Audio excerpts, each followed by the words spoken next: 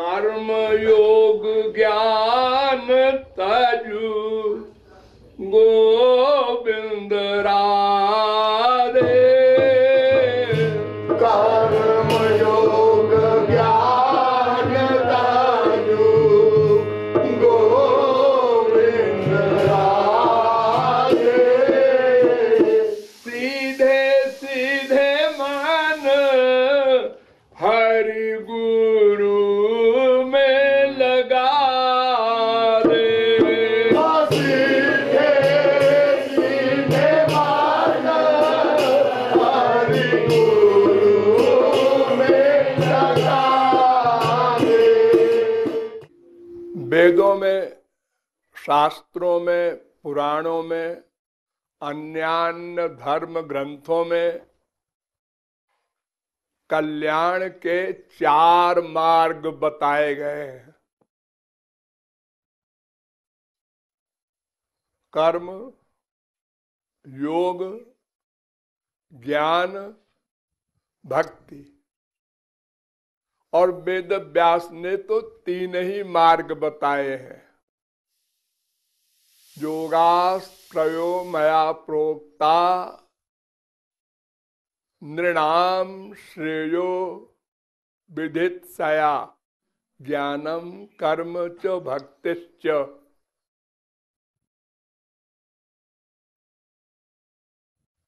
11वें स्कंद के 20वें अध्याय का 6वां श्लोक। अर्थात कल्याण के 3 ही मार्ग हैं, कर्म, ज्ञान, भक्ति। फिर कहा है कांडत्रयात्मको वेदा, जो अनादि वेद हैं उनमें 3 कांड हैं, 3 मार्ग हैं, कर्म, ज्ञान, भक्ति।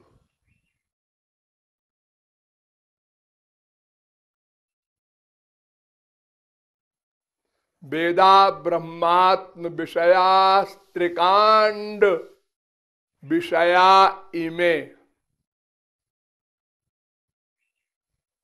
वेद में 3 कांड है, कर्म, ज्ञान, भक्ति। और जो लोग योग कहते हैं एक मार्ग और है, चलो 4 मान लो। इन चारों को संक्षेप में समझ लो। कर्म क्या है?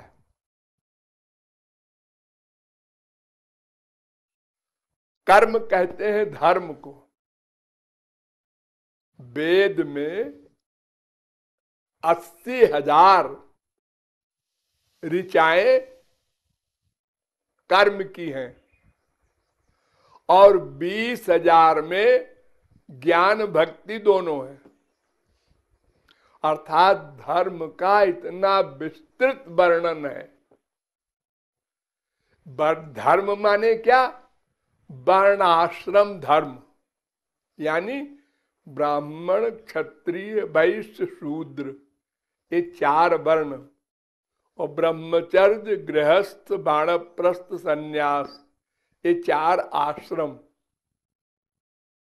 इनके लिए वेद ने जो जो नियम बताए हैं, ब्राह्मण ब्रह्मचारी ऐसा करे, क्षत्रिय ब्रह्मचारी ऐसा करे, वैश्य ब्रह्मचारी इन इन नियमों का पालन करे, शूद्र ब्रह्मचारी इन इन नियमों का पालन करे।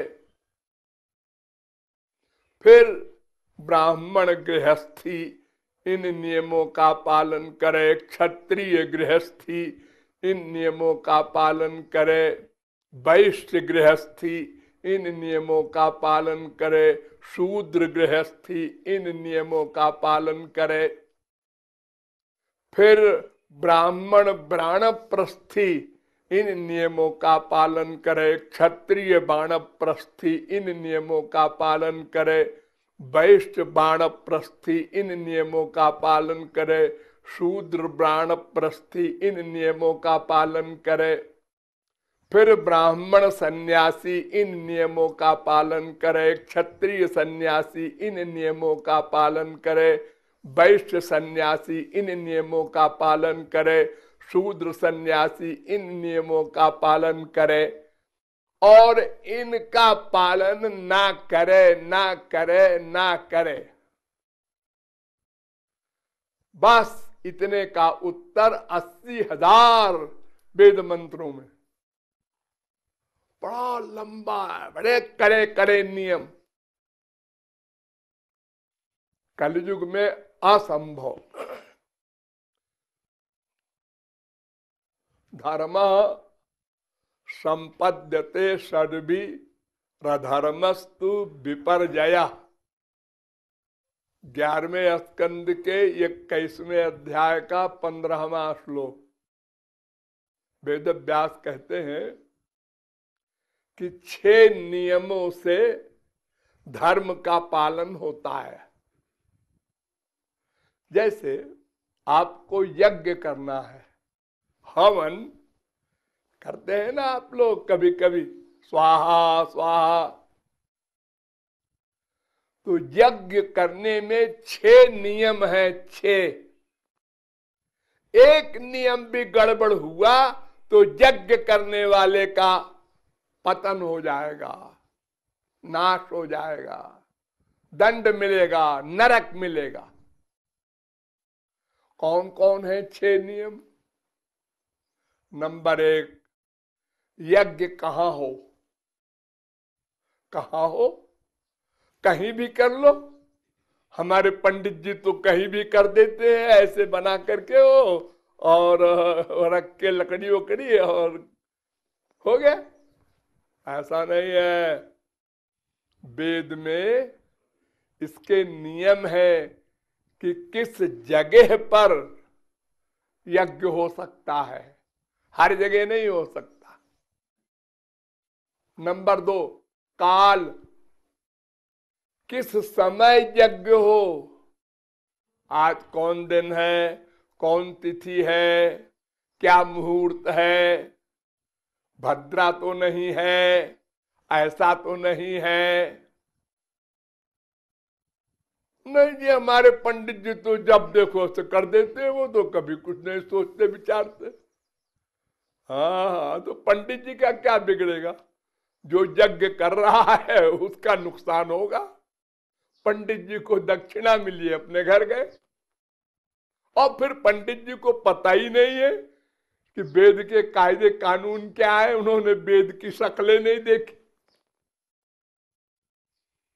तो देश काल। नंबर 3, कर्ता, जो यज्ञ कर रहा है यजमान, उसको पक्का विश्वास हो कि ये देवी देवता जिनको बुलाया जा रहा है और जिनके नाम पर ये जव तिल घी छोड़ा जा रहा है, वो आए हैं। ये पक्का 100% विश्वास हो।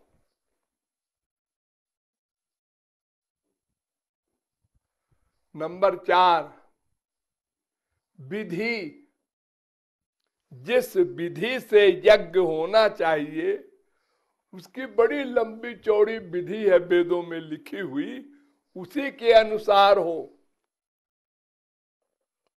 नंबर 6, मंत्र, जो मंत्र बोला जाता है वेद मंत्र, जैसे विष्णु के नाम हमने आहुति छोड़ा तो पंडित जी मंत्र बोलेंगे, विष्णु रराट मसि विष्णु हो स्नप्त्रेस्थो विष्णु हो शिवरस विष्णु ध्रुवोसि वैष्णव मसि विष्णवे त्वा इदम विष्णवे नमः स्वाहा। तो यजमान बोल देता है छोड़ के स्वाहा। एक वेद मंत्र विष्णु के लिए, ऐसे ही सब देवी देवताओं के लिए, इंद्र के लिए, कुबेर के लिए, वरुण के लिए, अग्नि के लिए यज्ञ होता है। अब देखिए वेद मंत्र में स्वर होते हैं, उसका बड़ा अभ्यास करना होता है। कलयुग में तो असंभव सा है।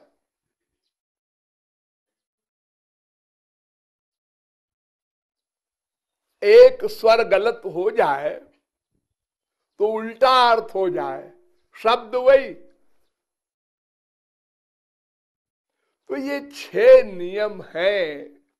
एक नियम में भी एक त्रुटि हो जाए, जैसे एक मंत्र में एक शब्द है इंद्र शत्रुर्विवर्धस्व, इसमें इंद्र शब्द है पहला।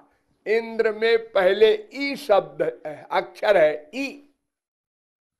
ई में स्वर कहां लगे, ऊपर की नीचे? इंद्र इंद्र, इन दोनों में कौन सही है? अगर उल्टा लग गया स्वर तो यजमान का नाश कर देगा। वृत्रासुर ने यज्ञ कराया और ये मंत्र रखा कि इंद्र हमसे मारा जाए, और ऋषियों को पकड़ के ले आया जबरदस्ती और कहा यज्ञ करो। ऋषियों ने कहा हमारा पूज्य इंद्र, और हम ही यज्ञ करें कि इंद्र मारा जाए, क्या करें? और ना करें तो मार डालेगा ये राक्षस। तो ऋषियों ने चालाकी किया। वो वेद मंत्र के स्वरों का ज्ञाता नहीं था राक्षस, तो उन्होंने आद्युदात्त की जगह अंत्योदात्त लगा दिया।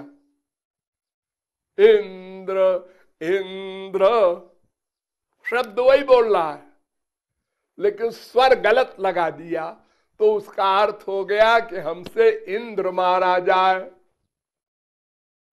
ये अर्थ था पहले, अब अर्थ हो गया इंद्र से मैं मारा जाऊं, और यज्ञ हो रहा।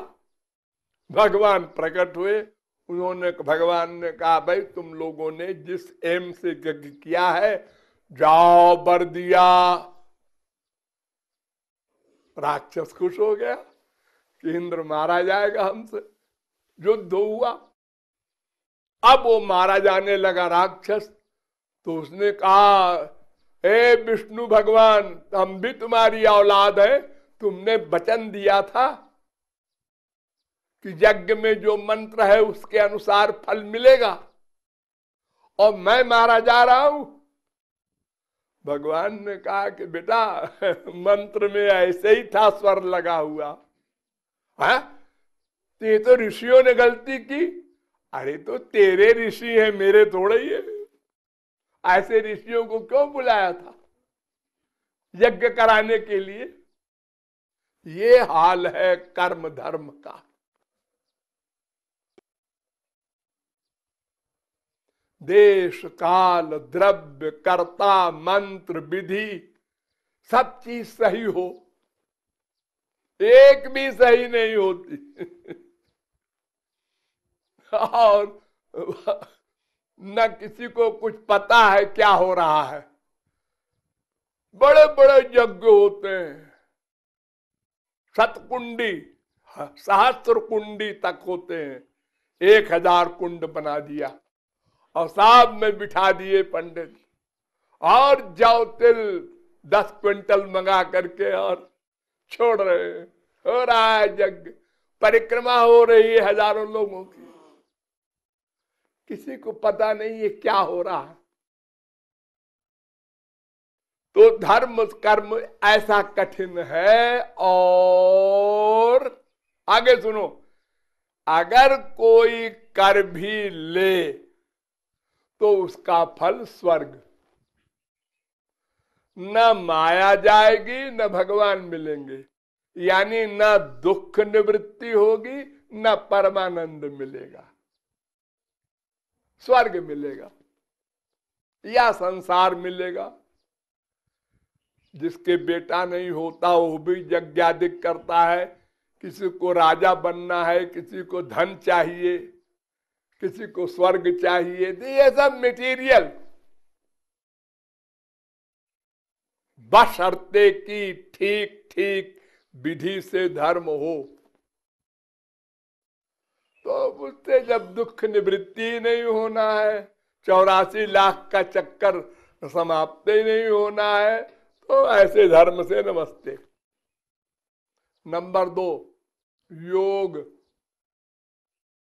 इसमें 8 नियम होते हैं, 8 यम, नियम, आसन, प्रत्याहार, प्राणायाम, ध्यान, धारणा, समाधि। तो 5 तो फिजिकल होते हैं, यम, नियम, आसन, प्रत्याहार, प्राणायाम। ये 5 चीजें तो फिजिकल है। आप लोग प्राणायाम वगैरह सुने होंगे, आजकल नाटक होता है ना, यो करो ऐसे। और वो आसन भी आप लोग देखे होंगे, पैर ऊपर करो, सिर नीचे करो, वगैरह वगैरह। ये सब शरीर के लिए। और मन के लिए योग होता है ध्यान, फिर धारणा, फिर समाधि। ध्यान माने मन ध्येय में लगाना। यहां या आगे एक बिंदी लगा दिया और उसी को लगातार देख रहे हैं, या किसी महापुरुष का ध्यान कर रहे हैं, यानी मन से चिंतन लगाना। और धारणा माने लग जाना, नेचुरलिटी। और समाधि माने अपने स्वरूप को भुला देना, अपने स्वरूप में आ जाना, यानी संसार भूल गया, निर्विकल्प। जैसे गहरी नींद में आप लोग सोते हैं ना, संसार भूल जाता, मन भी नहीं रहता। ऐसे इस योग से क्या होगा कि अगर करोड़ों वर्ष आप कर ले गए ये 8 का पालन, तो सिद्धि मिलती है। छोटी मोटी सिद्धियां होती हैं, और टेम्परेरी मन पर कंट्रोल मिलता है, टेम्परेरी, सदा के लिए नहीं। अपने स्वरूप में स्थिति, भगवान नहीं मिलेगा, माया नहीं जाएगी। चलो इससे भी नमस्कार करो। और फिर ये योग हो भी नहीं सकता कलयुग में, असंभव। अब तीसरा आया ज्ञान। इसमें भी 8 नियम हैं, 8। विवेक, वैराग्य, समाधि, सत संपत्ति, मुमुक्षुत्व, श्रवण, मनन, निधिध्यासन, समाधि। ये तो और कठिन है। इसकी शुरुआत होती है सम से, यानी मन पर कंट्रोल कर लो, तब ABCD शुरू होगी। ये तो सतयुग वगैरह में ही अत्यंत कठिन। अर्जुन से भगवान ने कहा क्लेशोधिकतरस्तेषाम। और ध्यान किसका करना है? ब्रह्म का। और ब्रह्म कैसा होता है? निराकार। निराकार माने क्या? कोई शक्ल नहीं। जैसे ये खाली जगह है ना, दोनों हाथ के बीच में एक खाली जगह, अरे कुछ तो शकल, ना ना ना, उसका कुछ नाम, ना ना, उसमें कोई गुण है ना। और ध्यान करो, हाँ, किसका ध्यान करे? अरे काहे का ध्यान करे? सत्ता है बस।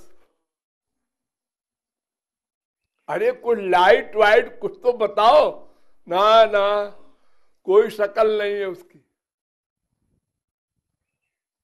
तो अर्जुन से भगवान कहते हैं, देहधारियों के लिए बिना देह वाले की उपासना इम्पॉसिबल।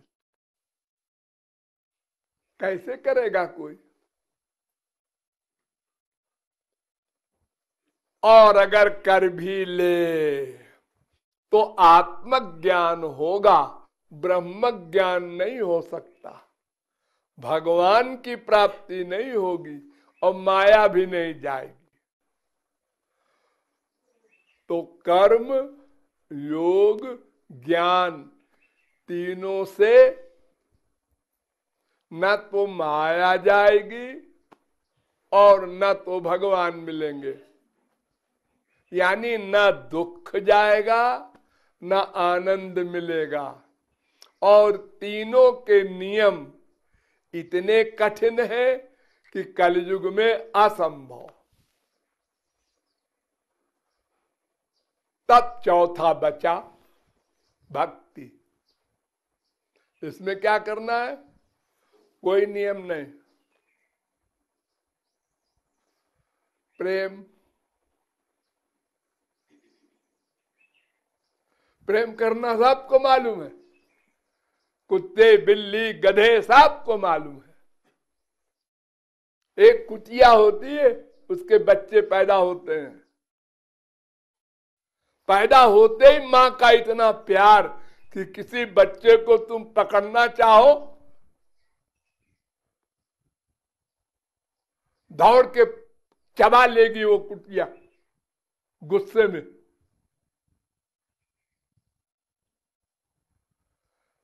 कुतिया के बच्चे ने स्तन में मुंह लगाया कि दूध गिरने लगा। यानी प्यार करना सबको मालूम है। शेर को भी, इतना बड़ा हिंसक जानवर शेर, सिंघनी, वो भी अपने बच्चे से प्यार करती है, उसकी रखवाली करती है, दूसरा शेर खा न जाए। प्यार करना सबको मालूम है। अपड़ गंवार हो चाहे बृहस्पति हो, चाहे राजकुमार हो और चाहे भिखारिन का बेटा हो, सब प्यार करना जानते हैं। क्योंकि उसमें कोई नियम है ही नहीं। मन का अटैचमेंट करना, मन सबके पास है। अब जिसने जहां अपना स्वार्थ सिद्ध होना मान लिया, वहां प्यार हो गया। हमारा स्वार्थ सिद्ध होगा, बस वहां प्यार। स्वार्थ सिद्ध कम होगा, प्यार कम हो गया। अब स्वार्थ सिद्ध नहीं होगा, प्यार खत्म। अब इससे स्वार्थ खराब होगा हमारा, दुश्मनी। वही बाप, वही माँ, वही बेटा, वही बीवी, कभी बहुत प्यार, कभी कम, और कभी न्यूट्रल, कभी दुश्मनी, गाली गलौज, मार धाड़, मर्डर तक हो जाता है। सब पता है आप लोगों को, डेली अनुभव करते हैं आप लोग, माँ से, बाप से, बीवी से, पति से। तो प्यार करना सबको मालूम है।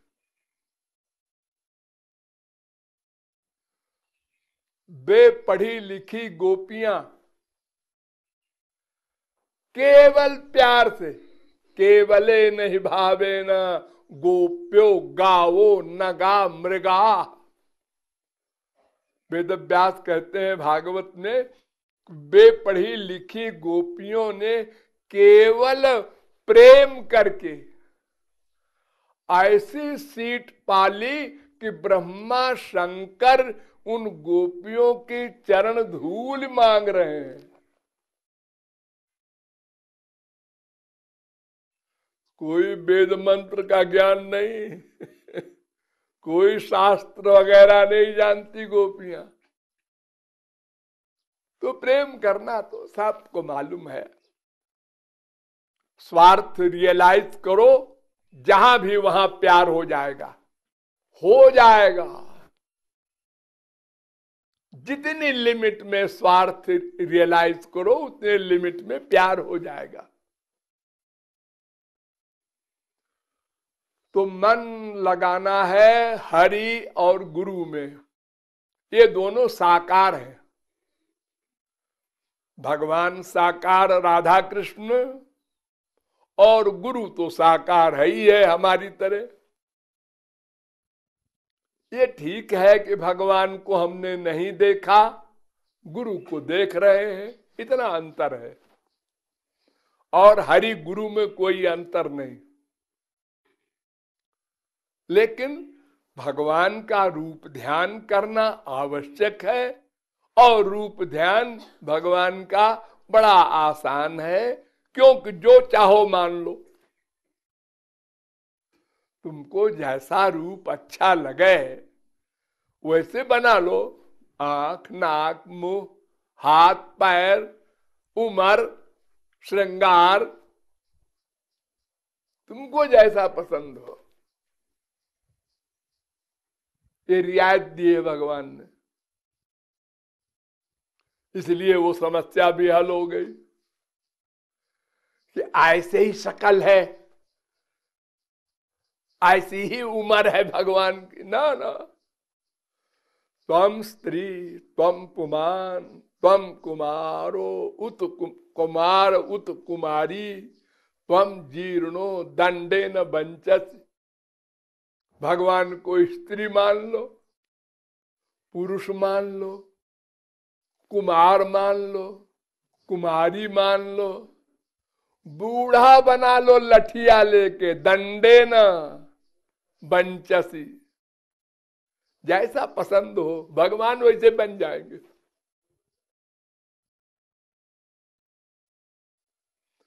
और भक्ति में तमाम बातें हैं, आप लोगों को हमेशा बताते रहते हैं, आगे भी बताएंगे। भक्ति ही करना है। लाडली लाल की जय।